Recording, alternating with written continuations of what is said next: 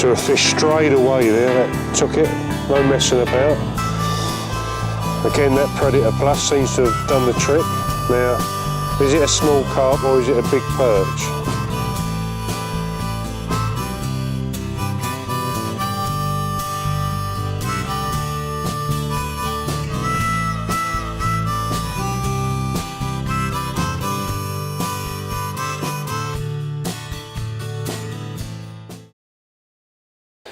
Well, today I brought the Obsessed Angler cameras down to Framfield Fishery in East Sussex. Now, it's known for its big bags of carp, and Chris, the fishery owner, tells me that the match record, the 5-hour match open record, is 444 pounds. So that gives you some idea of the actual stocking of the big carp, and they're fair old lumps. But it's not the carp that I'm after today. In Spring Lake, which is what I'm fishing today, there's a great big sort of stocking level of big perch, and I've been sort of filling me boots the last sort of 3 or 4 weeks, and I'm hoping, well, I'm expecting to catch some big stripies today, and I'm pretty sure that I will. Conditions, you know, are quite ideal. I'm going to throw a water temperature in a minute, and we'll have a little look and see what that's reading. If it's round about the sort of 6 degrees mark, which I'm pretty confident it will do, then that should be ideal for catching a few perch. Because when the water temperatures drop down, as they are at the moment, in fact it was iced up not so long ago, the carp go right off the feed, and then that means that I can then target the perch.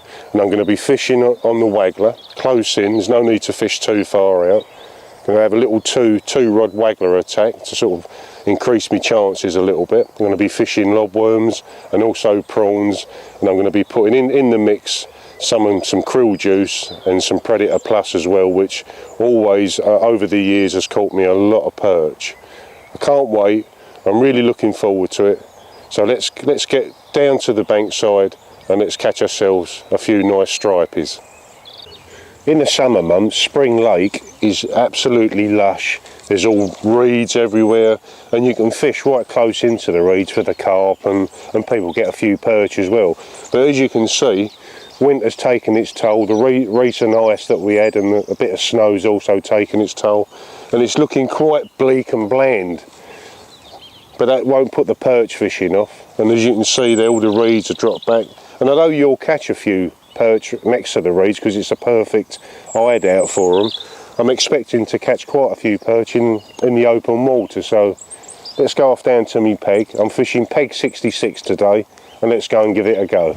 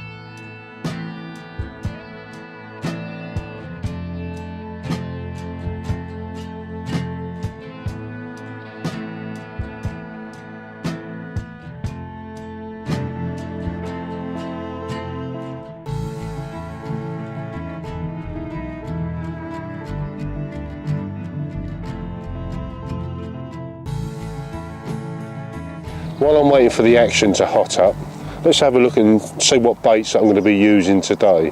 As you can see, I'm going to be using a 2-rod waggler setup, which I'll go through a bit later. But these are the baits I'm going to be using. Big old lobworms, probably going to be using sort of pieces of lobworms, and that you can see there. I've got loads of lobworms with me today, so we'll go through that a bit. And also I'm going to be using prawns as well, because perch absolutely love fishing, you know, eating prawns, and I like fishing with them. I've got some cocktail prawns and also some slightly bigger ones, and I might sort of chop some of them up, or if not, if the action really starts to hot up, I might even put a bigger one on as well. And you can see I've got all this like sort of powder and like a bit of a juice. Well, that's actually this stuff there. It's from Sticky Baits. It's called Pure Krill, and it's absolutely brilliant, and the perch love it, and also other fish throughout the year as well. So that's a nice one to use. And as you can see there, I sort of marinate the prawns in the juice and that. And the powder, as I mentioned earlier, is this stuff there. It's from Sticky, and it's a sort of a krill powder, you can see there.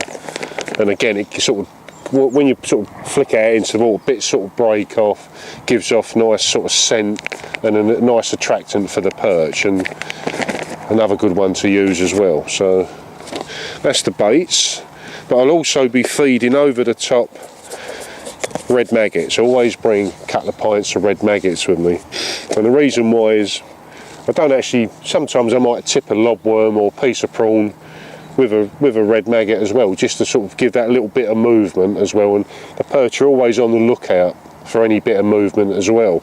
And also you see me sort of introducing, flicking out a few maggots as well, and that's to attract silverfish into the peg, like smaller roach and little skimmers and that, because we all know that perch like chasing around small roach and skimmers as well. So by attracting them also into me peg, it will attract obviously the perch as well. So that's quite a good tip to use. Use maggots as not obviously to sort of put on the hook, but to attract smaller fish into the peg, which will then in turn attract the perch into your feeding area as well.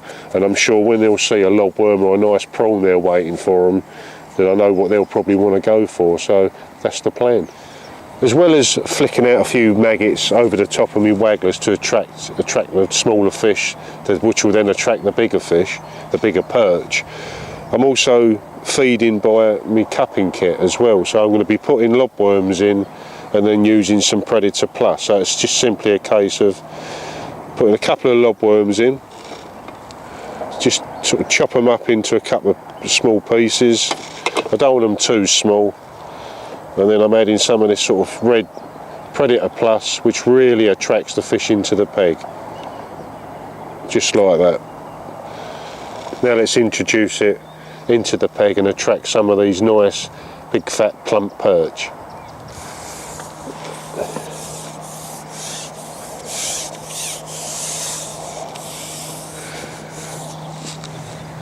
As you can see, I'm not fishing that far out. It's just basically a top kit plus one section, because the perch patrol round the edges. As you can see, I'm just swishing it out the cup, so it creates a nice big red cloud, which will in turn attract the perch into me peg.